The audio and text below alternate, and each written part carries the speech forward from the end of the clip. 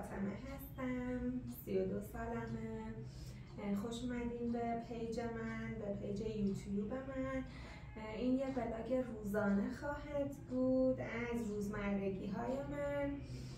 راستش رو بخواین من 1-2 ساله که در تلاشم بتونم این پیج یوتیوب خودم رو راه اندازی کنم، ولی تا الان نتونستم این کار رو انجام بدم. یعنی راستش رو بخواین ترس داشتم از اینکه بخوام این کار رو انجام بدم، چجوری عذاب در میاد و اینها.